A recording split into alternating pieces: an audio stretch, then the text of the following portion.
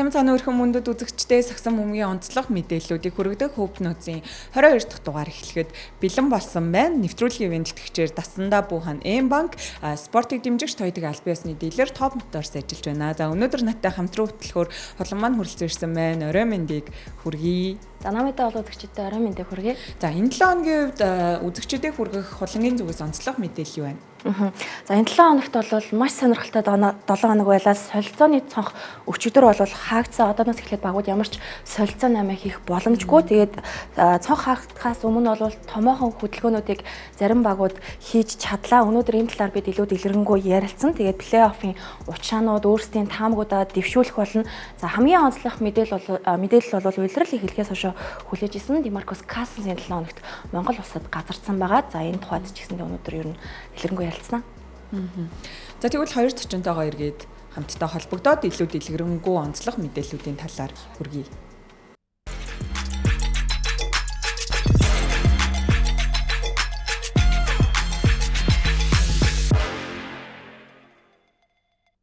Нэвтрүүлэгтээ эргээд автоморил үзэгчтэй нэвтрүүлгийн ивент тэтгэгчээр Зөв Монгол брэнд ажиллаж байна. За хоёр зочиндоо энэ өдрийн мэндийг хүргэе. Орой мэндийг хүргэе. Ууландаа олон намайда орой мэндийг хүргэе. Үзэгчтэй ч гэсэн энэ өдрийн мэндийг хүргэе. За нэлээд сонирхолтой өрнөлтөд 7 хоног байлаа штэ. За Демаркус Кассенс ирсэн тухайд хамгийн эхлээд ярилцъя. Тэгээд цалингийн багахан судалгаа хийх гэж оролдлоо. Тэгээд бид нар цалин зарлах боломжгүй байдаг учраас энэ бол зөвхөн тооцоол шүү гэдгийг хамгийн ихэнд хэлээ. Тэгээд Кассенс Монголд ирэхээс өмнө Ranit Bank гэдэг нэвтрүүлгийн анализ хөтлөгчөөр ажиллаж исэн. Америкийн нэгдсэн улсад ийм ажил хийдэг хүний хувьд $220,000-аас $50,000 $200,000 хооронд цалинтай байдаг. Тэгэхээр ийм хэмжээний ажлаа орхиод Монголд ирж ин гэхээр үүнээс их цалин авна гэж ойлгож болно. Тэгээд NBA-ийн суперстар тодтголтой тоглогч бол миний түрүүний хэлсэн мөнгнөөс илүү ихийг авна. Тэгээд Демаркус Кассенс ямар хэмжээний цалинтай байж болох вэ гэхээр за ер нь баталгаатай сонссон зүйлүүд ч гэсэн байгаа. Үүнээс нэг хол зүрхгүй байх. За 2 сарын хугацаанд нийтдээ Монгол мөнгөөр тооцох юм бол цалин нь 750 сая орчим болохоор байна. Дээрэс нь Шангрилад амьдрах зардал, хувийн машин, хамгаалагч бүгд бусад орох юм бол ер нь нийлээд бараг тэрбум давхаар хэмжээний 2 сарын хугацаанд шүү дээ. Тэгээд ер нь харахад бол Демаркус Кассенсыг яг тэр онгоцноос тусч явах ч гэсэн нэг 2-3 машин бол байнга хамт явж байгаа юм шиг байлаа шүү дээ. Би хамгаалагчид, туслахууд өөр юу гэдэг вэ? Агентууд тэгээд эдгээр байдлаас харахад ер нь яг тэр hospitality зардал гэхтэл их өндөр гарах баха. Цалингаас гадна. Тэгээд юун дээр Кассенс дээр бас нэг юм байгаа нь өнгөрсөн үйлрэлч нь юу лээ? Нийт зардал нь бас $700,000 явцсан. $750,000 байцсан болсон гэсэн ба шүү. Тэгэхээр энэ үйлрэл бол илүү өндөр дүнтэй л ирж байгаа. Тэгээ Кассенсийн зүгээр яг хувь хүн дээр хийсэн судалгаа гэх юм бол дутуугаа гүцэх зорилго маш өндөр. Энэ үйлрэлийн зорилго нь тийм байгааг яг нөгөө скрабыг төрүүлээд явуулснаас нь анзаарэгдчихлээ. Тэгээ онгоцны бодол дээр буунгартай өгсөн ярилцлагууд нь ч гэсэндээ яг л дутуугаа гүцэхээр ирлээ гэд нэлээд мэддэгдэлтэй ирлээ тий. Яг харахгүй энэ 7 хоногийн үед бол маш онцлог мэдээллүүдийн бас нэг байлаа. Энэ 7 хоногийн үед онцлог мэдээллүүдээс хэдүүлээс хамтдаа ярилцаад явъя. За бас нэг онцлог мэдээлэл бол Ховчонхрууд баг нэрээс олсон байгаа. Мэдээж ивент тэтгэгч бол солигдсон Ховчонхрууд нэрээс олж хаан шонхрууд нэртэйгээр цаашаага үргэлжлүүлэхээр болсон. За дээрэс нь нэмээд Вислиг авлаа. Энэ бол ерөөсөө шууд ивент тэтгэгчийн нөлөө болчлоо тийм. Мөн дээрээс нас өрнөн бэлэг ахын үед бас ерөнхий менежерээр ажиллахаар болсон тийм. Тийм насаараа хамаагт ажиллаж байгаа хүн дээ. Банк орны тэмцээч гэсэн үзэгчд маань маш сайн мэддэг бах тийм. За тэгээ Хан Фалконсын энэ өөрчлөлтөд ямар дүгнэлттэй байна? Оргилын хувьд за яг өмнөх дугаарууд дээр ч гэсэндээ Рос яваасаа гэж маш их ярьжсэн. Тэгээ явлаа, Вислиг авлаа. Чи хувьд ямар дүгнэлттэй? Тэгээ явсан Вислиг авсанд нь бол миний хувьд маш их олзуурах гэж байгаа. Тэгээд сошиалар нэг ташаа мэдээлэл явсан. Монголоос шонхрууд Весли Рос хоёрыг сольсон юм шүү дээ. Тэгээд 40 бол Монголоос арай алтны хүмүүс хэлсэн. Рейлер бас Монголоос бүрэлдэхүүнд байхгүй байгаа. Монголоос өмнөөс тоглохгүй. Тэгэхээр энэ бол солилцоо биш зүгээр л нэг багаас нөгөөрөө шилжсэн хувь тамирчны шийдэл болж таарч байгаа. Тэгээд Росси Веслигийн хувьд бол би хувьдаа маш их баяртай байгаа. Ялч энэ багттай нэг Российн тоглолт Веслигийн тоглолтоор шал өөр. Биеийн хувьд овчны атлетик чанарын хувьд төр динамик чадварын хувьд төр тэс өрдгөр ялч плей-оффд дүрсэлж байгаа энэ одоо амбицтай багийн хувьд те ерөөсөө одоо шонхруудын хувьд бүх зүйл гоё явчлаа шүү дээ. Спонсор солигдчихлоо, дасгалжуулагч солигдсон. Энэ үйлрэл хэдий доод лигээс гарч ирсэн ч гэсэн ерөөсөө нэг дээд лигийн яг үндэ бас нэг бас бус багийг бодох юм бол менежмент те тэр арын албаны ажиллагаа бүр хамаагүй өөр төвшөнд байна гэдгийг онцлоо. Тийм тэгэл яг оргил мөнхийн хэлдгээр арын албанаас шалтгаалж баг ямар хэмжээнд очиж болох вэ гэдгийг бид хов шонхрууд хаан шонхруудын жишээн дээрээс харчиж болж байгаа тийм. Бас л сошиалаар харахад хүмүүс Россиг явуулсан ч хөвдүүцсэн ч хүмүүс байлаа те. Хөгжлийн лигээс гаргаж ирээд ингээд үйлрэл плей-офф руу оруулж гисэн хүн ямар ч юм аамш. Тэр бол огт хамаагүй те. Энэ ч юм бол спорт шүү дээ. Амжилт гаргахын төлөө л явж шүү дээ. Яг мэдээж Росс шонхруудын төлөө үнэхээр их зүйлийг хийсэн. Амжилт гаргахад нь тусалсан. Гэтэл мэдээж аливаа юмч үүсч хөгжих ёстой шүү дээ. Илүү амжилт гаргахын тулд сайн дамжныг л авчрах ёстой. Энэ л яг спортын зарчим зах зээлийн дагуу л бас үйл явдал. Тийм тэгээд эргээд нөгөө талаас Россын хувьд өөрөө энэ багийг илүү их амжилт гаргаасаа плей-оффт контендер байгаасаа гэд би плей-офф тоглохгүй. Харин Веслиг авчрах нь илүү зөв сонголтоо гэдэг. Сонсноор бол шонхрууд Россыг за ингээд чаан бүрэлдэхүүнээс хасж гин гэж хэлэхээс өмнө Росс өөрөө за би ингээд плей-офф тоглож чадахгүй тий. Би ингээд багаас чөлөөлөх хүсэлтэй байна. Тэр хүсэлтэй бол өөрөө төрүүлээд өгсөн гэсэн юм бол сонссон. Ер нь бол баг ингээд ярилцвал Росс баг Веслиг дуудсан байхыг үүсэхгүй тий. За мөн дээрээс нь бас бид бүгдийн яг сая ярьсанчлан Cousins ирсний хэрэгтэйгээр бас солилцоонд нь Ахмад Гилберт гэрээгээ дуусгасан байгаа. За тэгээд Ахмад Гилбертийн талаар бас ярилцъя. Энэ үйлрэлт бас ер нь Сэлэн Бодонс баг тоглож байгаа хугацаанд хэр үр нөлөөтэй тоглогч байв гэдэг талаар нь хамтдаа ярилцгаая. Тэгээд Ахмадыг ярихад ялч зүгээр хамгийн түрүүнд миний сэтгэл зүгээр ой санамжууд бууж байгаа нэг дүрсэн.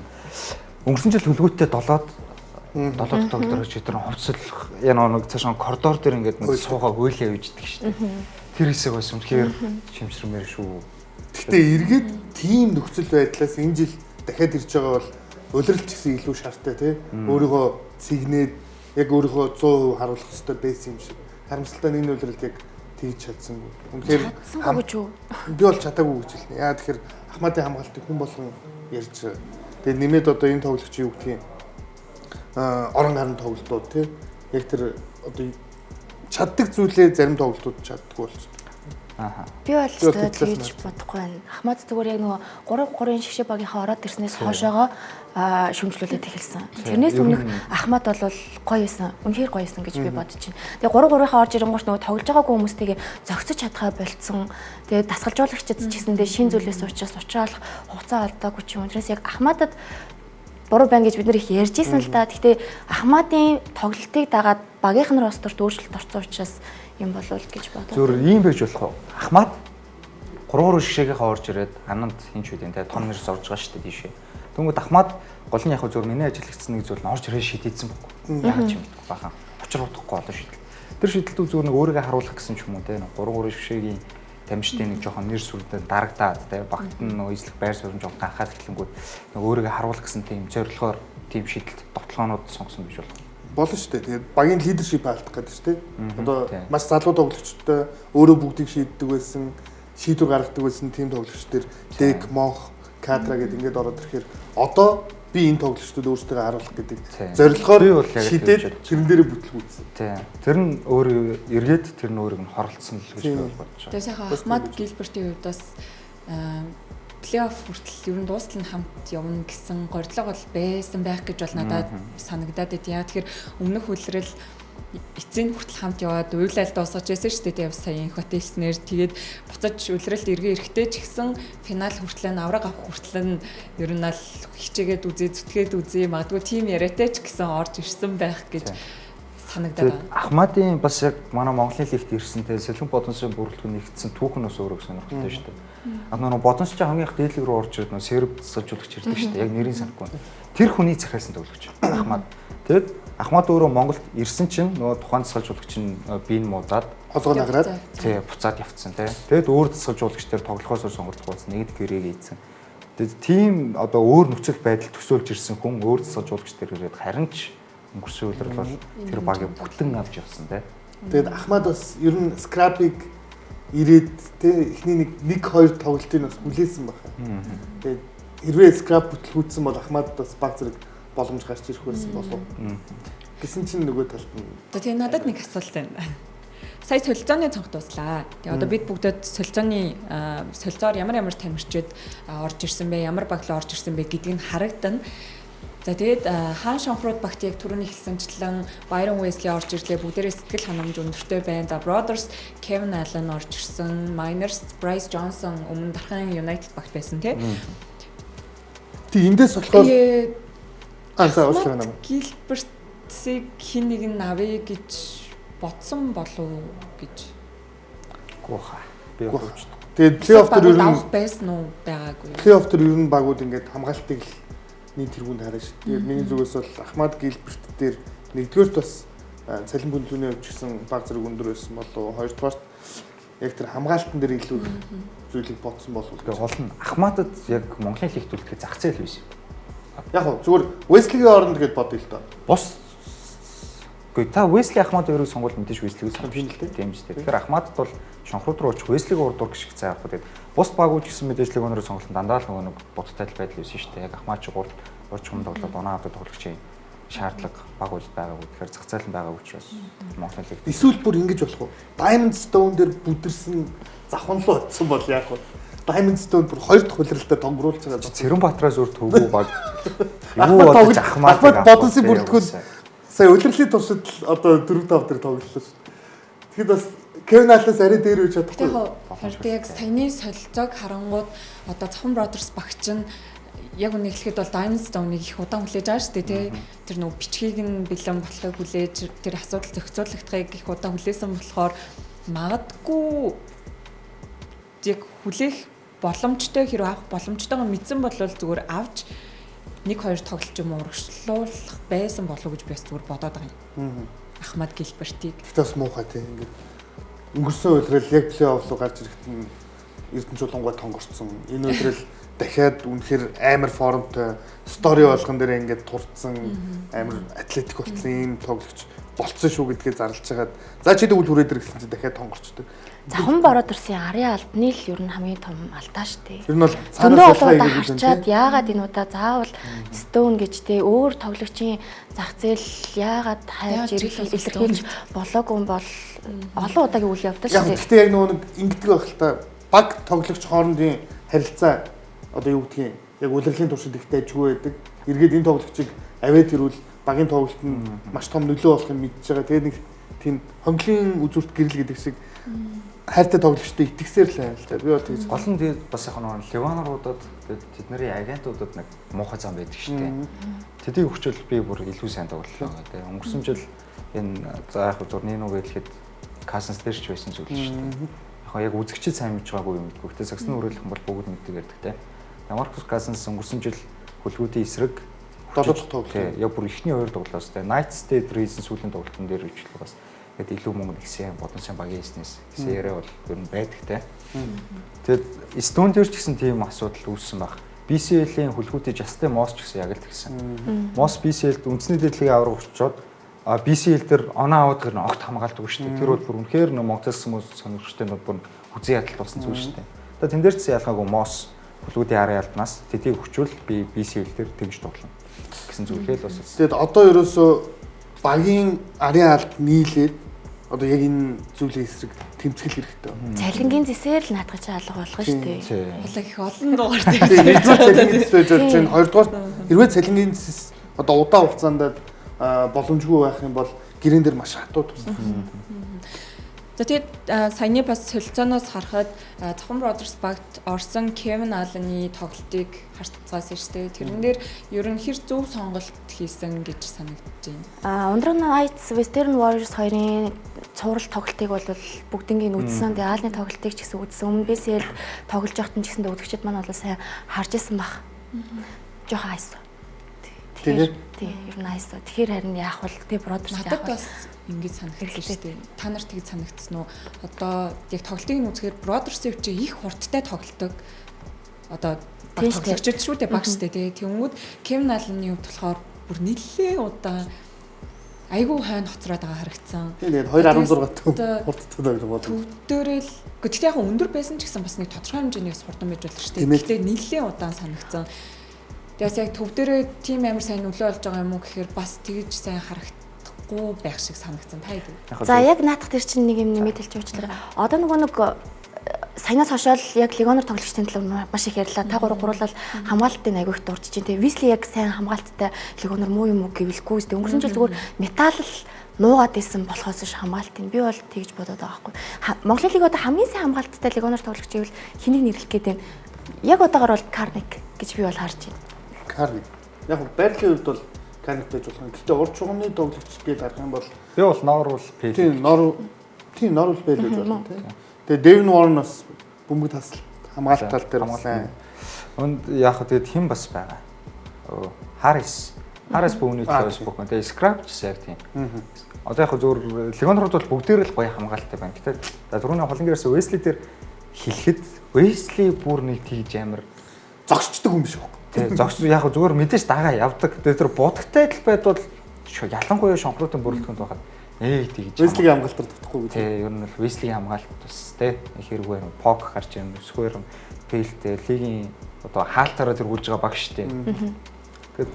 Тэгээд яг Wesley-ийн хамгаалтыг би сайн гэж хэлэхгүй. Гэтэ бас муу бол биш. Тэгээд ялангуяа шонхруудад бол Wesley-ийн хамгаалт бүр нэг тэгж амар дутаж өгвөл. Нэмээд ерөөсөө тоглолтыг төгсгөн гэдэг зүйл чинь Wesley-ийн цуснд нь Аалан бол өстой хамгаалттай тоглогч бол биш.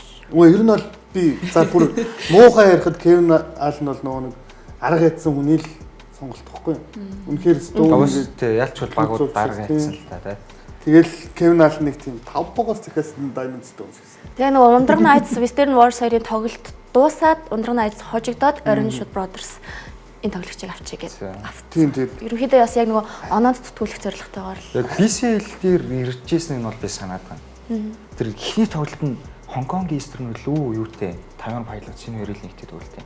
Эхнийх тэр бүр галзуурсан. Гэхдээ эхнийх яг их Монгол ирээд тэр тэмцээ BCL ихний тоглолт байдгүй. Гэхдээ Kevin Allen үнэхээр муу байдаг байхгүй. Би тэнтэн шоолоо хийсэн санаж тийм энэ бол ингээд нэг зүгээр л юм том биетэй л бэлэгдэл болоод ирсэн юм байна гэсэн чинь хөлгүүтийн эсрэг Мосын эсрэг 32 шүү дээ. Тийм. Тэгэл би энэ чинь бас амар юм байж тээ гэж бол бодсон юм. Яг тэгээд одоогийн яг нөхцөл төр Kevin Allen-ыг Diamond Stone-тэй ингээд харьцуулахад шидэлттэй 3-аас шиддэггүй юу шиддэг тоглогч. Тэгээд нуруулаг олон бид нар тэр хурд хамгаалтыг л яриад. Яг завхны тоглолтод нийцэхүүгүй юу гэдэг. Өчигдрийн тоглолтоос бол ер нь доошоо орж бөмбөг аваач гэдгийг бол арын алднаас их ойролж хэлсэн дээ. Өчигдрийн тоглолт. Тэгээ хамгаалтын шилжилтэн дээр бол яаж сурахад л зөрүүд яг зөв хамгаалтын байрлалаас тоглохооны байрлал явахад бол асуудал байна. Өстертэй дөрүүдийн мөр 15 секунд бөмбөгөрж явахад бол яваад болчих байлгүй дээ. Тэгэд Маккенсиг ер нь яаж одоо Kevin Allen-ыг тоглуулахыг хараад тий. Яаж зөгцөж тоглох. Kevin Allen гэхдээ оноо авдаггүй л авдаг шүү дээ. Оноо сайн тоглож тий. Тэгэхээр бол мөр нэг жоох эв дүнжингээ нь олоо тоглуулчихд бол оноо тал дээр асуудал болно. Яаж вэ? Хамгаалтан дээр бас сэтгэл зав юм шүү дээ. За тэгвэл эсвэргээрээ Omni Earth Miners багт ирсэн Bryce Johnson-гийн талаар хальтгаан ярилцгаая.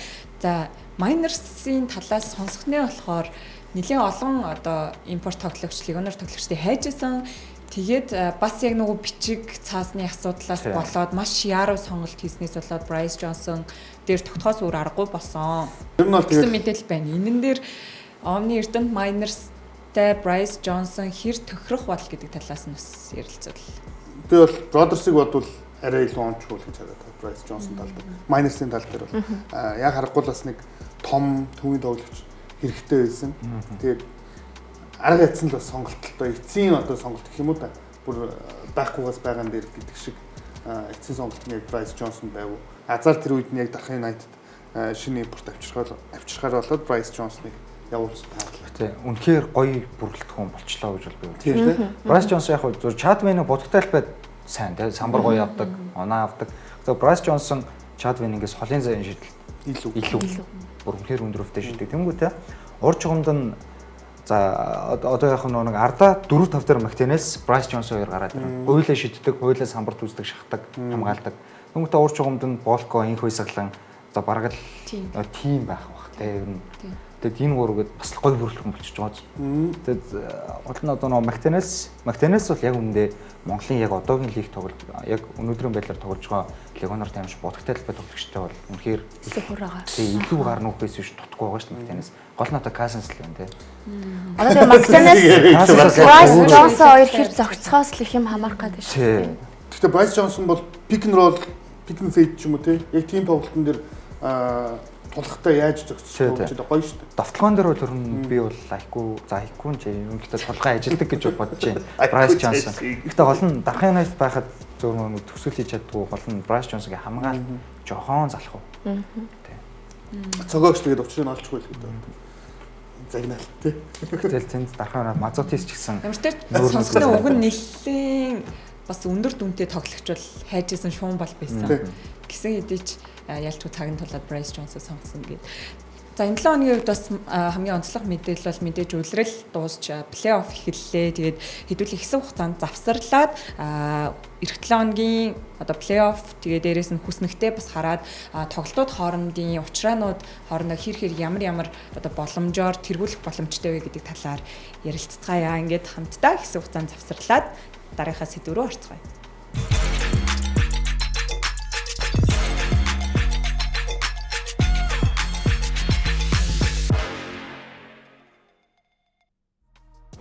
Нэвтрүүлэгтээ эргээд автоморил үзэгчтэй нэвтрүүлгийн ивент итгэгчээр таны дижитал аялын ихтгэл түнш ID Zone та компьютер принтер ухаалагдах хөрөмжүүдээ IT Store-оос аваарай.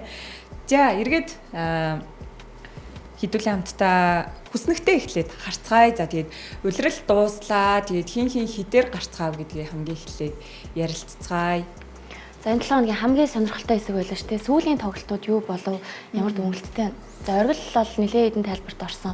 Сүүлийн тоглолтууд тухайд юу хэлмээр байна? За яг үнэхээр мэдээж тактикийн хожлогдлууд явсан уу тий? Ер нь байсан. Одоо нэг өгөөл. Одоо шууд хэлэхэд заал авах. Тий, ер нь заал авалт гэсэн шүү дээ. Тэгээд үнэхээр чин хүчийг үзэж тоглосон тоглолт бол Дархан United, Брюскер Монгол яасан байсан. Багууд бол өөрсдөөсөө шилтгаалах бүх зүйлийг тултал гаргах гэж хичээсэн тий. За нөгөө 3 тоглолт энэ 7 хоногийн бусд 3 тоглолт бол ер нь лээ бас SJS Miners 2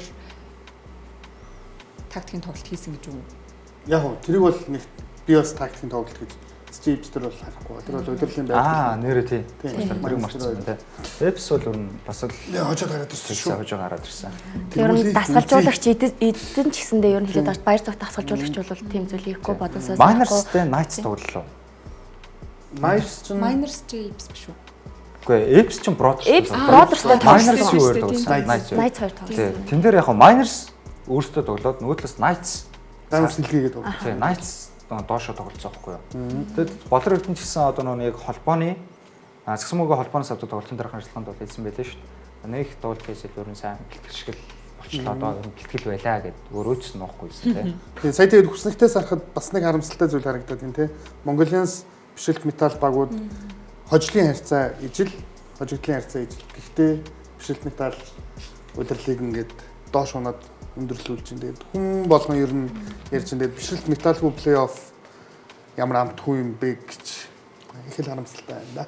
Тэгээ маргаад өнөөдөр нутаг буцаж байгаа шиг байна. Тэгээ дараа жил ямар багт ирэх үү гэдэг бас их сонирхолтой байна. Хөгжлийн лиг рүү металл унсан хизээ эргэж гарч ирэх үү, ууган баярыг авч үлдэж чадах уу, маргаад ямар багт очих уу. Хамгийн ихээр хүсэж байгаа фэнүүд бол Knights-ийн хоох шиг байна. Маргатыг аваад ирэх чинь. Маргад ууган баярыг аваад ирэх чинь. Санал тавьсан баха. Яг одоо ер нь бүх багууд тавьж байгаа шүү. Тэгээ бүр яг Монголд тоглох уу гэдэг нь зэрэглэжээ тийм шүү дээ. Маргачаа тоглогч бол яг үндэ Японы лиг юу гэдэг нь те Солонгос лиг гэсэн Аз лиг өнөр бол маргачаа өндөр үуч. Би лиг бол булаацалтай аав шүүрэл аав ш. Ер нь шуум сонсоход бол Knights ууган баярыг асуусан юм шиг байлээ шүү. Тэгээд хариулт нь ямар ах нь те. Тэгээс ууган баярыг хөгжлийн лигт харна гэдэг хэцүү. Тийм. Ер нь одоо Саксмогийн сонирхтоос бол за металл унс нь бол одоо нэгэнтээ болоод өнгөрсөн юм явдал. Хөөс металлаас өсч байгаа зүйл нь ууган баяр гэж тамирч нэг явуулаасай да. 3 жил гэрээтэй байх шүү дээ. Тийм санаад байна. Тэгээ гэрээний хугацаа дуусгаас өмнө багасаа жүхлүүлвэл явсан. Тэр тамирчны ирээдүг болоосай гэсэн зүйлсээс маш ихээр л явж илээ. Тэгээд тэр том тоглогчийг дагаад ер нь авсан багийн фэн бейс ч гэсэн тэр хэмжээгээр өргөжих болов тийм. За тэгээ хэдүүлээ хамтдаа одоо мэдээж бол bracket тодорхой болсон За тэгээ хамтдаа харцгаая. За энийг тэгэд хэдүүлээ илүү дэлгэрүүлээд яг хоорондын учраагаар нь эхнээс нь ярилцаад явъя гэж бодсон. За юу ч гэсэн хамгийн эхлээд бүх онолт бол ингэж гарсан. Эндээс одоо өрсөлдөөн байхгүй гэж харагдах тийм суурал байна. Надад бол алга байна. Ер нь бол нэг 2 удирлын өмнө бид нэр ярьдаг ус хардаг байсан шүү дээ. Дөрөвдөг гэж шүүдэд явчихдаг тий. Майнерс авраг авдаг жилдээ яалаач гэдэг юм. Ингээд харахад хожил авахгүй баг гэж харж байгаа баг байна. Гэтэ яг миний бодлоор Brothers Diamond Stone-тэйсэн бол жоохон эвгүй байх юм шиг мэдрэмж бол төржөөсөө яг Diamond Stone-ыг авчирхаар боллоо гэж яах үед. Тэгэнгүүт Kevin Allen-ыг хараад зүр яг тэр чинь эхний тоглолтын л дүгнэлтэлтэй. Тэгэнгүүт эхний тоглолтын дүгнэлтээр бол гэсэн мэдрэмж бол бас жоохон төрсөн гэх юм уу. Бусад багуудаас арай илүү гэж асуувал. За бас ялчгүй миний хувьд сарай нэг зөрүүтэй сурал болчихоо гэсэн Apes Brothers байна да. Бусд нь бол их ойрхон харагдаад байна тий. За ойрхон биш юм аа гэд юутэйч тоглолт болгоны ширүү өрсөлд ангараа л тий.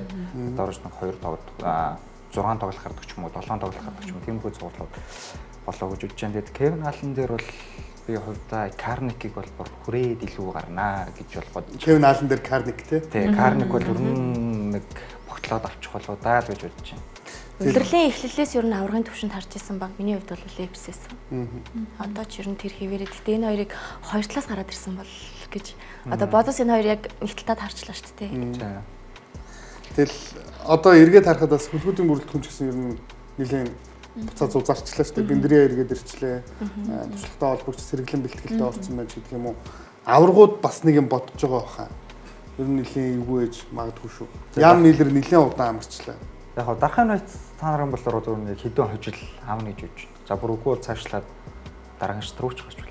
Энэ дөрвөн цувралаас хамгийн ойлгомжтой нь ер нь хөлгүүд дарахын найдад байх гэж хувьдаа бодоод байна уучлаарай. Одоо янз бүрийн мэрхлэр үндэ айгаад ах юм аа. Өмнөх дугаар үзээд юм хэлээд асуусаад байдаг болохоор ялчгүй магадлалын олоор ч маш хэцүү шүү дээ. Яг хаа бидэж гоё апсет гарвал бүгд дуртай, сасан мөн бүгд бүх хүн тэмцүүлд дуртай байдаг баярлна. Гэтэ ер нь бол маш хэцүү даалгавар байхгүй. За тэгэхээр хэдүүлээ хамтдаа эхнээс нь ярилцаад явцгаая. За хамгийн эхний учраа бол SJ Apes болон Brothers багууд. За бидэнд оноо самбар дамжуулалт бөмбөг таслалт бөмбөг алдалт гэсэн үзүүлэлтүүд харагдж байна. За энэ бөмбөг алдалт яасан хэцүү мэ те Apes-с 17 бөмбөг алдсан. Тэгээд Spells дасгалжуулагч ирснээс хойш ялангуяа энэ дамжуулалтын дундаж бол илт нэмэгдсэн. Маш өндөр болсон. Тэгээд энэ дасгалжуулагч хамгаалалт довтлогоо айл айлын хослуулаад Apes-ийг үнэхээр гоё болгочлоо л гэж харж байна. Тэгээд хулангийн хэлснээр яг аврагын төлөөх контендер багуудын игнэнд за миний хувьд бол бас номер 1-т бичгээр ийм баг. За энэ дээр зураг гарах боломжтой. Одоо жишээлбэл Brothers 11.3 бөмбөг таслалт гэдэг ч байгаа хгүй. Энэ нь болохоор бүх багийг тэргүүлж яана л да. Эсвэргээрээ бөмбөг алдалт хамгийн бага одоо багаар шалгарсан байна. Тэгээ нүлэрлээ дуусгавал энэн дээр хоёр баг дээр зураг гарах боломжтой. Плей-офф ч нэлээд их хамгаалттай болон тоглогч нар ч гэсэн сэтгэл зүгэн амар бэлдэж орж ирнэ. Ер нь бол улирлаас илүү чанга тоглолтууд үзэн гэхээр маш том даваа тал байхгүй юу? Яг ялчгүй улирлын дундчилж байгаа үзүүлэлтүүд бол плей-офф дээр бас төсөөрөж болно. Ялчгүй хэлбэлцэн л дээ. Гэтэ яг тоглолтын арга барил хэлбэр гэж бодох юм бол яг тэр нэг Brothers-ийн хурдан тоглоомнуудыг Apes хангалттай зохицооч чадах үст тийм байна. Apes бол яг хурдан тоглоё гэж тоглох юм бол Brothers бас нэг гэж байна. Тэгээд сүүлд ч гэсэн энэ хоёр баг яг тэр тоглолтоор гарсан шүү дээ. Үлрэлийн хэдхэн ном. Apes хурдан тоглолт тоглоод байгаа байхгүй тийм. Ямар ч асуудал Brothers. Зөв гол нь яг Brothers-аас одоо энэ цувралд ялах тоглолтод хожил авахын тулд нэг баасан дөрж тулга тэргүүтэй тамирчдын шийдэл орохгүй юу л гэдэг дээр. Ер нь улирлын туршилт юм байсан. Тийм. Мэдээч плей-оффын за 5 6 7 тоглолтын дур шидэлтэй байна гэж бол байхгүй тийм. Тэгээд сая өнгөрсөн тоглолтноор үздэгсэн байхгүй. Brothers-оос он тоглолтын агуулгын ингээд нэг ойрхон бол яваад байгаа. Гэтэл нэг Баска тулаг гэсэн тамирчдын шидэлт нь орохгүй болохоор оноо ингээд нэг агцтай тийм явж чадахгүй. Айгуу хэцүү. Тэгэл мөр нөгөө гуцсан тоглолтын инсээр уужгаал үрдэн дууссан. Тэгээд мөр дээр дабл ирэх нь ойлгомжтой. Тэрнээс эргээд задлахад аль тоглогч гялцах вэ гэдгийг л харах хэрэгтэй. За тэгэхээр бас яг Мөрийг ирсэнчлэн за Мөрийн энэ үйлрэлт хідэн 3-10 хийсэн одоо ямар багтай хідэн 3-10 хийсэн тоглолт харагдаж байна л да. Тэгээс Мөрийн үед бол бас үнэхээр чадвартай тоглогчдын нэг эсэргээрээ жоохон бага хөлдөөчих гээд байдаг тал бол бас байгаад идэг тийм. За Мөр дээр ярилцвал багийнхан тоглогчдод энэ 7 хоногт нөгөө нэг ярилцлага өгсөн байлээ. Тэгээ ер нь Маккензи Мураас зөвхөн талбай дээрх байдлаас нь гадна талбайн гадуур бие авч яваа байдал тамирчин яаж нөгөө биеэ хөгжүүлдэг. Ер нь тэгээ юунд бол дандаа байж байдаг. Фитнесийн зааланд маш их цаг хугацааг бас өнгөрүүлдэг. Тэгээд Монгол ирж байгаа легионеруудын нэг тийм гоё жишээ байгаад байгаа шүү дээ. Гэр бүлийн хүртэл айгүй сайн дэмждэг. Одоо аав нь тэндээс байнга менторлж яадаг ч юм уу тий. Айгүй суралцах юм ихтэй гоё тоглогч. Тэгээд Маккензи Мурийн тал дээр өнгөрсөн удирлынхаа юу гэдгийг алдаанаас гэх юм уу да маш их суралцсан. Энэ бол өөрийнхөө физикал тал дээр те илүү анхаарсан, сунгалт, булчин одоо амраалч гэх юм уу, recovery тал дээр маш их анхаарч ажиллаж байгаа. Тэгэхээр плей-оффт яг стаминач гэдэг юм уу, бэртэл гэмтлээс бол Маккензи Мурнийг их хайхгүй. Гол нь өөрөө багаа тоглуулж чадах уу, баг нь хүснээр нь тоглох уу гэдэг. Аха. Одоо нөгөө МОДК тасгалжуулагч хэлсэн нэг үг байгаад байдсан шүү дээ. Довтлооч нь болохгүй бол хамаалтандаа найдаж болно гэд. Тэгэнгүүт би яг энийг эпст дээр л энэ дэр жишээ авах гэдэг юм л да. Гэтэ эпст довтлооны ур чадвар нь ч байгаа, хамгаалтын ур чадвар нь бүр амар байгаа. Одоо яг лигийн багуудаас хамгийн сайн хамгаалтай баг гэвэл яг эпст. Тэгээ плей-офф дээр хамгаалт нь бүр амар нэгтшин. Тэгэхээр Маккензи Мурийг тоглуулж чадахгүй байх ур чадварууд бүр дэндүү олон эпст байгаа учраас энэ бас ер нь Бродерсэд үнэхээр хэцүү цуврал болох болов. Би бол 2 хожил би бол 2 ч хүрэхгүй гэж бодод шүү дээ. Яг зур шууд тоглох бараг 4-ийг байх юм биш үү. Тийм. Тэгээд хамгийн гол нь яг тэр өнгөрсөн тоглолтод харахад Бродерч гуур амьсгал ер нь нэлээд базаахгүй болох шиг байна. Тулга мөрөө өрчлөл байдраар хэлтэл Маккензи Мөр нь өртөн жаргал дасгалж их дасгалжуулагчтэй ч бас нэг ам мөр байгаа л те. Ер нь дасгалжуулагч тамирчид тэгээд амжилт хоорондын дээр харилцаа хандлага бол ер нь нэлээд докторгүй байгаа л харагдсан. Нэмээд эйпсийн талаас өнгөрсөн удирлын алдаан дээр бас ажиллаад энэ удирал тоглолт болгоныг хожих ёстой бол хожоол явах хэрэгтэй. Өнгөрсөн удирал ямар хар нүхнээс яаж хар нүхлөө унлаач гэдэг юм. Ингээд ярих юм бол энэ удирал бол тоглолт болгоноор ингэж авч үзэх болов уу гэж байна. Тэр дөрөвтөг нэр оргил хийдэг. Би бол Бродерсыг 2 хожил аавна гэж яг үндэ бодохгүй байна. Аавал нэгийг л авах. 4-1 дөрөвтөг. Загас хэлж. Улам болохоор 4-2 гэлөө. Тий. Болохоор нэг 4-2 хавцаа байх болов гэж бол. Стон хэрвээ байсан бол 7 тоглолт шүү. Магадгүй би бол нэр яг Стон байсан бол баг эйпсэг гарамж гэж бас зөрөгтэй хэлж бодчихдоггүй. Стон шүү дээ. Юм юм те. Тий. Тэгээ мөртэй Стон гэдэг бол юу болох вэ? За дараагийн цувралал Эрдэнэт Майнерс болон Сэлэнг Бодонс багууд байгаа. За энэ хоёр баг бол бас үнэхээр сонирхолтой санагдаж байгаа. Энэ плей-оффын бүр хамгийн хүлээж байгаа учраас надад л. Майнерс бол улирлын эхлэлээс л үнэхээр гоё исэн. Тэг яг дундуур нэг жоохон унсан үе байгаа л та. Гэтэ одоо Майнерсийн багийн уур амьсгалыг харахаар үнэхээр өвгөөсөө шиг маш гоё. Ийм багийн уур амьсгал плей-офф эхлэхэд надад бол үнэхээр бас гоё санагдаж байна. Харин Бодонсын уур амьсгал ямар байгаа юм бол тэрэлж явж ирээд бүрч гоё болсон баха. Ер нь бол хоорондоо скрабыг ирснээс хойш нэлээд очроо болсон болов. Тэгээ багийн уур амьсгал сайжраад сая бас Торугийн тулгын хэд хэдэн влогийг үзсэн. Тэгээд явхад бол багийн уур амьсгалч гоё байгаа юм байна лээ. Яг нь үзүүлэлтээс харахад бол Бодонс их олон юмараа ил байна тий. За самбрыг ингээд харъя л та. Казанс ирж шít. Тэнгүүт самбрын үзүүлэлт нэмэгдээд явчихна ч гэдэг юм. Брайс Джонсонтой Майнерсийн самбрын үзүүлэлт нэмэгдэх гэдэг юм. Ингээд ярьж болохоор л байна л да. Яг байрлал болгон дээр ярил яахаар байна гэхлээ. Яг уу байрлал зөөр одоо Майнерс улирлыг бага оноо авалтаар хамгаалтаараа тэргүүлдэг баг. Тэгвэл тэр хамгаалт плей-офф руу орж болмол гэх юм тийм. Тэгвэл өөрсдөө зөрөөд ямар ч хамгаалтын эсрэг 50-аас дээш тоглохын хувьд унчилж байгаа лигийг бас л тоглохын хувьд тэргүүлж байгаа баг штэ. Тэр Майнерс бол угаасаа яавч солорсолдогч бол биш. Майнерс Бодонс хоёрыг би бол яг ялч одоо Казанс арай 3 шиг ороод Бодонс арай нэг контентер баг гэж явах байх. Тэгэл Майнерс бол амар тавиад өгчихгүй байна. Тий. Энэ тоглолтод би 7 гарсан ч гайхгүй. 7-оор Майнерс үдсэн ч гайхгүй, Бодонс үдсэн ч гайхгүй. Энэ бол бүр үнэхээр л амар зүйл. Казансын характер гэхдээ амар байлаа шүү. Одоо тэр нөгөө Порто Рикогийн лигт тоглосон тий. Сая тэнд тоглогч нараа нөгөө хурцлж байгаа бүр нөгөө сэлгээний садал дээр ингээд хамаг юм цохоод багийнхан руугаа ингээд ойрлоод ярьж илэн шүү дээ. Тэгэхээр энэ хүн хоёр дахь удаага Монголын лигт ирээд авраг авахгүй болвол дэлхий бүр амар ярьжтэй. Хүүшээ Монголын лигт Касанс хоёр дахь хуулиралтай очиж тоглоод авраг авсан гэж дээ. Энд чи яадаг болсон яадаг лиг юм бэ гэд яригдан. Тэгэхээр Касанс өөрийгөө ч эвгүй байдалд оруулахгүй тулд бол үнэхээр бага нилээ хурцлах гэж оролдох байх. Гэхдээ тэр нь бас уур амьсгалыг жоохон эвтгийг бас өгөөсөхгүй байж болно тий. Нөгөө талаас юу гэдгийг Miners Касансыг дарж гарч ирээд Монголын сакс бөмбөгийг дэлхийд дахиад нэг гаргаж ирсэн.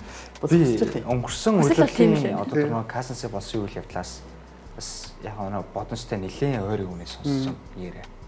Ингэсэн эхлээд нөгөө Knights-ыг хожиж байгаа штэ. Тэсний дараачаас Касанс ингэж нэг гомдсон гэж. Монгол тамирчдын ур чадвар миний одоо яг багийнхан тамирчдын ур чадвар миний сансан юм шиг төрөхгүй байна. Надаас амар хинээр гараад байна. Тийм учраас мөнгө нэмэхээ гэдэг нэг тийм яриа болсон гэж байна. Тэгэхээр за тэр яриа хэрвээ үнэн бол штэ. Үнэн бол өнгөрсөн улирлын бодонсын тамирчид одоо тийм бүрэлдэхүүн байсан. Энэ улирлын бүрэлдэхүүн өнгөрсөн улирлынхаас дотоодын тамирч сайжирсан уу сайжирсан. Шал үүртэй. Тэгэхээр Касанс арай бага энерги зарцуулах гэдэг нь дамжуултууд нь ороод ирвэл Батбаяр ан дээр бүтээл тамирчид тэрийг нь чулуу болгоод эхлэвэл бас эвгүй. 3-3-ийн формонд орсон уу? Орсон шүү. Би бол орсон гэж бодож байна. Катра нэрээ бэртлээс ирээд гайгүй юу? Тэгээ 1-2 тоглолтод нэвтэж орсон юм. Сүүлд бол орсон. Би бол Анамдыг одоо нэг асуудалгүй болов уу гэж бодож байна. Дэлгэр нэм асуудалгүй. Дөлгөөн ер нь бол нөгөө тоглооны самбаруудаа аваад эхэлсэн хийдгээ хийцэн дээ. Өнгөрсөн өдрөл бол Касансын хамгийн хоёр сайн найз нь Кан тулгай хоёр л байлаа шүү. Тийм тэгээд нэг тийм хөвгөлтэй юм явчихлаа. Касанс бодсон анхны бэлтгэл дээр очиод цирка хайцыг гэж асуусан гэсэн. Энэ ерөөсө толгоноос гарахгүй. Тэгээд Касансын юунууд нь реакшнууд нь гоё тий. Цирка 3-аас шийдэхэд шууд аваад шийдсэн чинь нэг тэр цаг намар л бас гоё. Тийм л энэ. Гэтэ за бодонсыг бодохоор үнэхээр аюул шүү. Хүмүүс яг хитрхи бодонс гэлээ гэж магадгүй. Гэтэ үнэхээр NBA-ийн ур чадвар өндөртэй хоёр тоглогч шүү дээ. Монголын лигт хөгжлийн лигттэй яг хөө ингээд зодгоо тайлцсан тоглогч нар тоглоод байна. Гэтэ NBA-ийн хөгжлийн лиг бол бүр огтхон ч тийм биш шүү дээ. Тэнт чинь бүр насны хувьд үнэхээр бүр яг хөгжиж яваа залуучууд тоглодог лигт тоглодог залуу нь суперстартайгаа ирчихээр аюул бол үнэхээр мөн байхгүй юу да. Дутуу үнэлж явах болохгүй. Өөрөө бол хөгжлийн лигийнхэн бас суперстар статус уу байгаа. Бостон бүр оноо алмаа супер байсан шүү. Одоо тэгээд ерөөс нэг л юм арий тий. 2-3 дугаар үед Scrap Cousins-тай нэмээд 3-3 шигшээтэй Бодонсыг Miners яаж зогсоох вэ? Энэний эсрэг тийм амар болох тий. Яарс ихний тоглолтыг үзээ. Хоёулаа ч гэсэн фэн бейс хөгжөөн дэмжигчдийн бүрэлдэхүүн сайтай баг тий. Ордны уур амьсгал гэдэг бол үнэхээр амар. Тэгээд тунгалгийн санчир гэдэг хүнийг бас мартаж болохгүй. Саадгүй хоорондоо 30-аас дээш оноо орсон шүү. Тэр бол амар байна. Тийм. Тэгээс Сэлэн Бодонсыг ирсэн дээр бас нэг халтгааны асуудлыг дүрдээд асуугаад өнгөрмөр байна л да. За яг bracket шинжлэгдээд бүгд яг хин хинтэй тархаа мэдсний дараагаас Сэлэн Бодонсын эзэн нэг тиймэрхүү постод оруулаад хэлсэн шүү дээ. Тэгээ ерөөсө урдгаа харахгүй шүү дараа нь Apps-тэй таарахаар боллоо гэдэг ч юм уу. Apps бидний хүлээж гин гэдэг ч юм уу. Ингэж ярих нь хэр жоохон ёс зүйтэй юм шиг санагдаж байна. Уг нь бол урталт нь Erden Miners гэдэг ч юм уу те. Бүхэл бүтэн айгу том баг байгаад байдаг. Ер нь иймэрхүү юм ярих нь зүгээр гэж бодож байна одоо яг саксны одоо соёлын хувьд гэдэг. Фэнүүд бол ярьж л байдаг. Гэтэ багийн эзэнгээ бодохоор яг уу. Гэтэ бас ёс зүй гэхээс илүү зүгээр шууд тэр хүн амбицаа хэтийн төлөв баг харуулдаг. Яг уу. Би бас бүр энийг багт аюултай гэж хардаг. Яа тэгэхээр плей-оффт ялангуяа бүх дасгалжуулагчид хилдэг зүйл нь тоглолт болгоноор л харах. Нэг тоглолтоо харчаад дараагийн тоглолтыг, нэг тоглолтоо харчаад дараагийн тоглолт. Тэгсэн чинь энэ хүн болохоор юу харж ийм гэхээр бүр цувралын дараагийнхыг хараад байна шүү дээ. Тэгэхээр эхний цувралыг ялангуяа бүр ингэж тоглолтоор харж шийдчихээ дараагийн цувралыг ярих хэрэгтэй. Би бас яг наад энэ тоглогч нар ч гэсэн амар санал нэгдээд байгаа байхгүй юу? Яагаад нэгж байгаа вэ гэхээр өмнөх хөлрөл яг SJPS 3-0 босны дараагаас эзний одоо оруулж исэн бичлэг зураг постууд тамирчидаа надад нэлээд амар сэтгэл зүйн дарамт болчихлоо гэж би бодсон байхгүй юу. Тэгэхээр би бас их хоттой яг санал ер нь бол нийлж байна. Тэгэхээр тамирчдад нэлээд дарамт болов уу? Эсвэргээрээ бас нөгөө бага хурцлчих юм болов уу тий гэсэн бол бас байна. Тэгээ тоглогч нар ч гэсэн дасгалжуулагч нарт юу нь гоё вэ гэхээр урд болгоно баяр зүг тасгалжуулагчийн хэлдгээр ингэж урд болгоно хожиж явж байгаа. Эцсийн дүндээ аврагын цомоо өргөөд юу тууснаа харахгүй юу гэдэг. Тэгээ тэндээс л илүү таашаал авах. Болк очоос амар хор шаарч тий. Өнгөрсөн жил хувцас солгоороо бидний тэгэж ярьсан байлээ. Тэгэхээр өнөөдөр харуулгаа гарч ирлээ гэдээ ярьж байгаа зүйлнээс л зөв шүү дээ. Тэгэхээр яг тэр бодосын эзний хэлсэн үг бол Майнерсийнхний супер уур амьсгал донд ингэж хэлж байгаа дэрэн цөмөрөө ингэж шүү гэж хурцлж байгаа. За энэ сурвалт дээр гест хаамга. Оргил бүх. 7 тоглолт үзмээр байна. Хэлмээр байна уу? Энэ бол яаж магадгүй. Ямар ч гэсэн 7 тоглолт үзмээр. Ер нь бол UT-ч 6 бол би бол нэг за 6 тоглолт. Гэтэ гол нь Cousins яаж тоглох байл вэ штэ яг үнэ. Cousins үнэхээр нэг супер тоглоо те. Өөрөө нэг дайжл одоо форм жигдэрсэн байх ч юм уу тэр үнчээс ингээд нэвтрүүлэгч хөтлөгч бидний ажилтаа ингээд ижлэх юм хийж гарсан юм шүү дээ. Форм нь үнэхээр жигдрээд бүр ингээд 100% ажиллах юм бол бас яг хатуугал дөрөвтийгч байхыг үгүйсэхгүй. Cousins-аас л их юм амарх.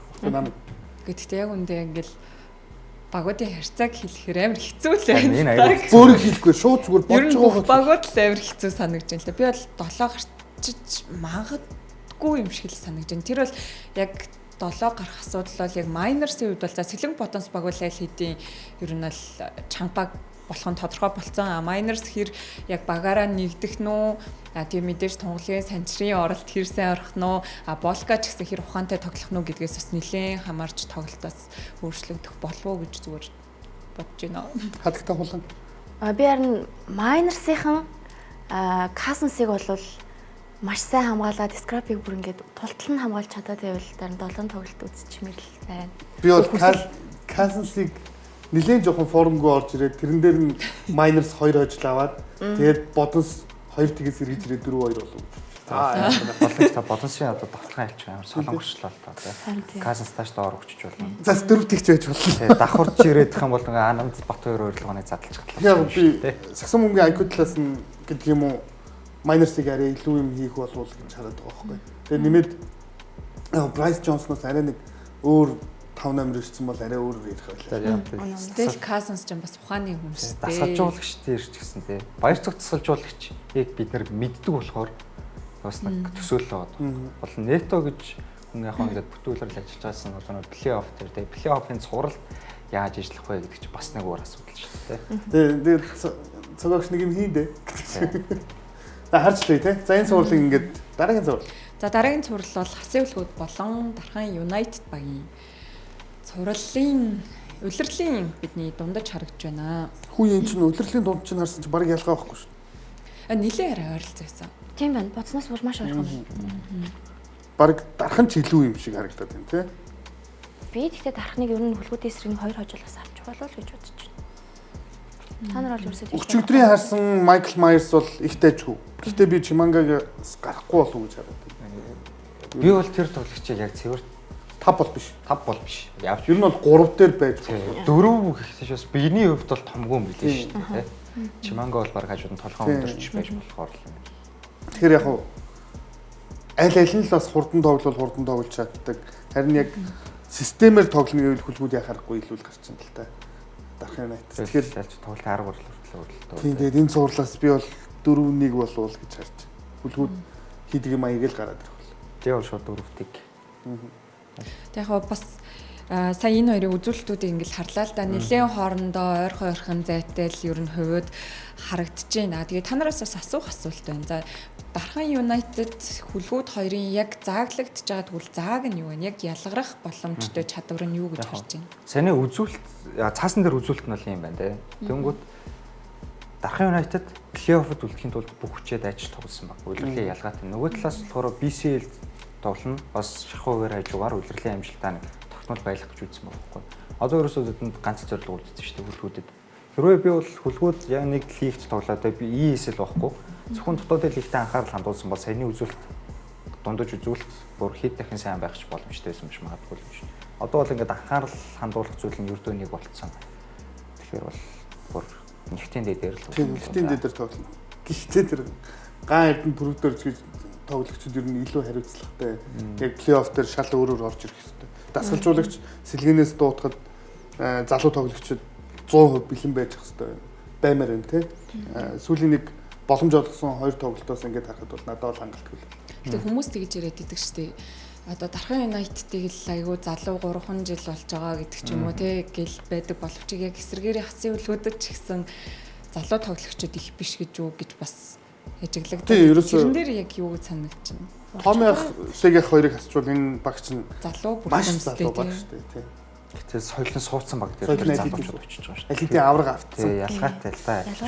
Дархан United-ийн багийн эзэн бас нэг тийм яриа байлаа. Тэгээд Дархан United-ийн баг нь залуу бүрэлдэхүүнтэй. Багийн ахлагч Таш Учир 1999 он. Тэгэхээр залуу бүрэлдэхүүнтэй.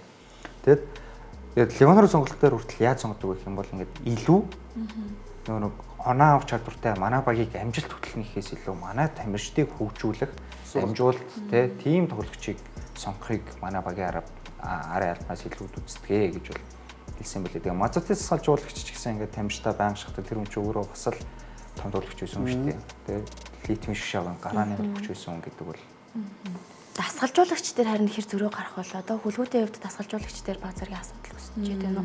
Туршлага яг плей-оффт хүлгүүдийн дасгалжуулагч дээр яг хоо аль нь л одоо би бол яг туршлагатай хоорондоо туслах ахлахын хооронд нэгт хамтарч ажиллаж сурцсан ийм дасгалжуулагчд гэж хэлнэ.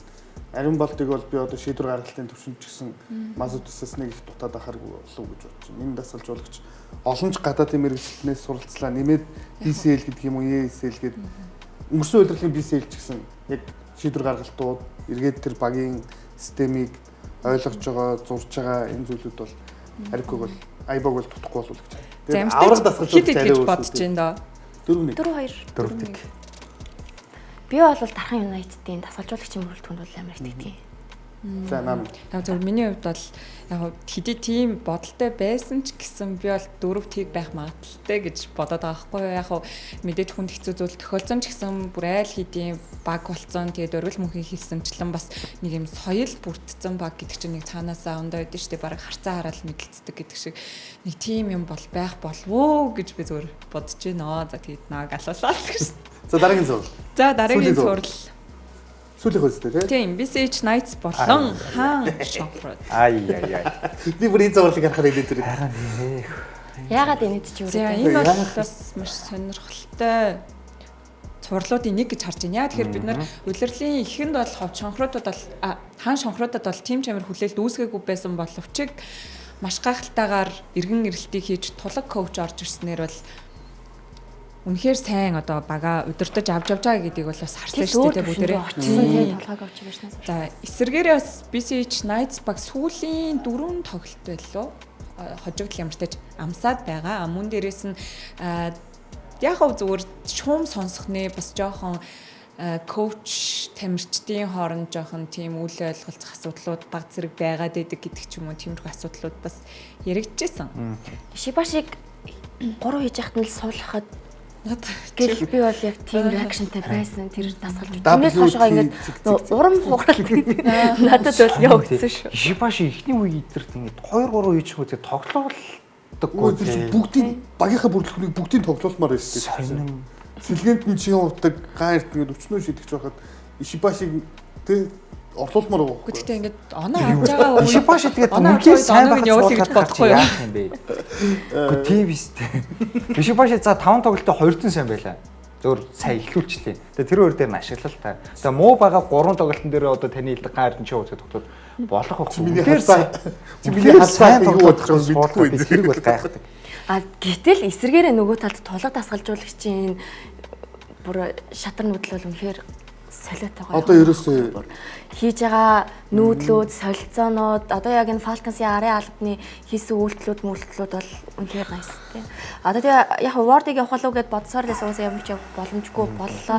Өчтөрийн тоглогч 25 минут тоглохдоо 4 самбартай төвийн тоглогч нь дуусгаж ин гэхээр болохгүй л дээ талбай дээр хасах арга байсан л та. Гэтэ яг өчтөрийн тоглолтыг түрүүн ярьж энэ ер нь тактикийн хожигдол явсан болов гэдэгтэй л. Яг тэгээд яг л нөгөө нэг кварт дээр л ер нь зөрүү үүсчлээ л дээ. Нэгдүгээр Норвол Пэл гэж тэр тоглогчийн эсрэг нэгдүгээр тоглож чаддаг. Хоёрдугаар тулаг дасгалжуулагч ерөөсөө 5-5 дарч гэдэг юм уу. Энэ багийн хаан Шонхрод гэж багийг юу хийх дэндүү сайн мэдээд. Юу хийж чадах дасгалжуулагчийн ингээд хайдаа тоглолтын ингээд тайлбарлаад үзээ сууж байгаа. бүр яг нэг амар трейлер кино шиг бүр ингээд гинт нэг эргэлтүүд тэр нь гол нь ингээд амар сонирхолтой оноод байна тий. Одоо ямар Inception гэх юм тиймэрхүү кинонууд ч гэдэг. Үнэхээр гоё шүү. Тэгээ Nights-ыг бас Nights бол Эрдэнэ цогттой сугар очор бидний энэ үйлрэл харж байгаа бас хамгийн гоё тоглогчдын нэг байгаад шүү. Тэгээ Warren өөрөө юм. Шидэгч инх хамгаалсан байна. Гэтэ одоо ингээд яг ч нэг үзүүлэлтүүдийг харахаар хүртэл довтлогооны хувьд Nights ер нь лигийг тэргүүлж байгаа. Одоо дундын зай довтлогоо 3 хүн шилжиж байна тий. Ер нь бол ингээд довтлогооны хувьд бол аягүй сайн байна. Гэтэ ингээд самбарт лигт шонхрууд илүү, хоёрт нь Nights. Тэнгүүтээ блокоор шонхруу тэргүүлдэг. Хурдан довтлогоор авч байгаа оноо болон сэлгийн оноогоор бас шонхруу тэргүүлж байгаа. Тэгээд нэгээр бас тийм. Тэгээд Nights-аас бас нэг юм харж болох нь нэг тоглолтод хамгийн их олон оноо алдчихж байгаа. Баг. Тийм. Тэгээ бас хамгийн өндөр оноо авч байгаа бас алдж байгаа баг. Алдж байгаа. Шонхруу ч гэсэн өөрсдөө баг 85 оноо тэгээ өндөр оноо дүнжилдэг. Энэ хоёр баг улирлын турш бол хоёулаа хамгаалах гэхээс илүү оноонд уралдаж тоглосон хоёр баг. Тэгээд одоо плей-оффоор яах вэ гэж шонхруудыг алдж байгаа оноо нарай бага байсан баг. Ингээд сонсохоор яг хин сайн хамгаалсан л гараад ирэх цуврал байна. Тэгээд бас би бол яг өндөө бодготой л байд шонхруудыг арай давуу болов гэж бодож байна. Арай давуу. Бүрэлдэхүүн бол нэлээд өндөр л байна. Тийм, үнэхээр өндөр. Тэгээд яг Nights Ward тэгэл Warren тэгэл суур очир бас ямар бас өндөр тоглогч билээ гэд харангуут энэ бол нэлээд сонирхолтой. Яг миний нэг талаас хараад байгаа юм нь яг түрүү хэлдгэр нөгөө нэг Nights яг бүтэн ашиглаж байгаа тоглогчдыг макс нь 7 л байгаа байхгүй. За. Яг 100% ашиглаж байгаа гэвэл 6 тоглогч. Ховд шонхруудаас хинч юу ч гарч ирээд юу ч хийчих магадгүй. Хаа шонхруудаас уучлаарай. тэгэд за үнэхээр одоо ингээ өндөр багийн эсрэг Nights за мэдээ сайн шидэгч нар байна те. Инх амглан Шибаши Эрдэнэ цогт өндөр өвдөг шиж тоглогч нар за мэдээж өндөр өвдөг шидэглэх. Гэхдээ бас л энэ хоёрыг бол би 4-гээр дуусна гэж явж өгдөхгүй. 5 6 7 тоглолт гарна. Тэр олон тоглолт дараалал шидэлтэй барих уу гэдэг бас хэцүү. Барьж чадахгүй бол Nights яаж унаа авах юм гэхээр бас л хэцүү. Пели эсрэг хагас тойрог будтай байгаас өндөр унаа авах гэдэг хэцүү. За мэдээж Warren дайрах бах дайрдгаар ардаагаа салгадгаараа салгах байх. Тэгэл нөгөө талаа сая бас энэ алдаа авч байгаа үзүүлэлтийг харлаа би. Nights-ыг хол тасархай байх юм болов гэсэн чинь Бас үгүй. тоглолт хооронд 1.2-ийн зөрүүтэй юм. тоглолт хооронд хэр ойрхон зөрүүтэй дуусгах л гэж бодож байна. Онооны зөрүү гэдэг ч юм уу. Тоглолт толгонд би ойрхон болов гэж. Тий, ер нь тоглолт болгонд ойрхон явах. Яг плей-офф чинь яг тоглолтоор л явах юм шиг. Тэгээд Тэгвэл хоёр багийн клатч момент сайн хийдэг баг нь аль баг гэж бодож байна. хов хаан шоухруулж дээ. Хьюга, Wesley би бол тэгж хэлнэ. Өчтөрөө. Тэгвэл таад ингээд ойрхон зайтай ингээд дуусгах юм шүү дээ. Тэгвэл үнэхээр одоо тийм клатч үйлдэл хийдэг нь хаан шонхрууд юм болвол хаан шонхрууд бараг гарч ирэх магадлал өндөр юм шүү. Үнэхээр Тоглогчдын би бүр ингээд матчап талаас нь харъя л да тий. Төгөлдөр Хьюга. Энэ Nights-ын төгөлдөр шүү. Nights-ын төгөлдөр Батуй. Ингээд харахад Батуйг хамаагүй илүү. Тэгэнгүүт одоо зарим хүмүүс Nights дээр илүү зүйл өгөөд байгаа нь Devin Warren-ыг өгч байгаа. Окей. Devin Warren байлаа гэж бодоход эргээд Nights-ын сэлгээнд шонхруудын сэлгээнд байгаа бүрэлдэхүүнд багийн ахлагч төгөлдөр байна тий. Эргээд тэр шахсан хамгаалтыг хийдэг, юу ч хийж чадах маш олон тоглогч байгаа байхгүй. Батманд шийдчихэж болно. Нэг тоглолтод бүтэн шийдээд ороод ирэхэд ганцаараа даачиж чадахгүй ч тийм шүү. Гэтэ бас эсрэг Nights харангуут амар та нар Дараад юм Тэгвэл эсрэг талд нь хараад үзэнгүүт та нар бус хүмүүсийн ч гэсэн марцчлаа шүү дээ. Инх амгалан байна, юм Шибаши байна. Яг шидэгч гэж ярьж байгаа дээр бас шидэгчээ ярьж болохоор би нэг юм энийгээ л суугаад байна. За чамаа нэг сайн сонсоо. За эхний асуулт шонхрууд удаан баг уу, хурдан баг уу? Хурдан баг. Таар үгүй гэж. шонхрууд гэсэн. Nights-тай харьцуулбал Шонхрууд бол хурдан. Би бол хурдан баг. Юу хэлээв шүү заа. Тоглолтын темп хэмнэлийг хэлдэг одоо биш нөө хамгаалтын шилжилт ч юм уу те юу ч үгүй. Одоо Nights ингээд шидэгчээ суулаа бөмбөг шилжүүлэхэд гол нь ховд шонхруудын хамгаалтын хурдан тэр хурдтай дүүцэх байж чадна. Хурдан баг. Би бол тэр тал дээр шүү. BCH Nights-тай харьцуулбал үстэй тийм. Юу гэж. Удаан бодохгүй шүү. За ховч хаан фалкас ах. Хурдан. Би яг энэ дэр хүлгүүд байсан бол хүлгүүд юм уу? Одоо өөр нэг баг байсан бол магадгүй тэр алварх Токиос бол айх байхгүй. Тэр багууд бөмбөг шилжүүлж чаддаг. Тэнгүүд Nights-аас хэцүү. Warren бөмбөг аваад довтлогоо эхлүүлдэг биш. Зүгээр дамжуулалт яг хуу ассист зүгээр нэг өөр дөрөө хоёрогдтаад өгдөг. Бусдаар бол нөгөө бөмбөний шилжилтээр те хөлбөр дээрээс давталгаа эхлүүлдэг биш. Төгөлдөр хатуугаа хэлэхэд плей-офф дээр тогтмол минутаа байх хэцүү. Тэгмэд үндэсний цом дээр ч нэг харагдсан зүйл. Дан Монгол хөлбөрчдөрөө тоглоод Warren байхгүйсэн те. Тэгэхэд төгөлдрийн тоглолт болоогүй Эрдэнэ цагт холбогч хийсэн. За Эрдэнэ цагт холбогч хийгээд үр дүн авсан үгүй л авсан. Гэтэ тэр тоглогч өөрийнх нь оноо авалт байхгүй болсон байхгүй. Тэр яалчгүй холбогч тэр тэгэд би бол бодогтой талбай чонхруудыг илүү байх болоо гэж бодож байна. Тийм учраас Knights оноо авах миний бодлоо шүү дээ.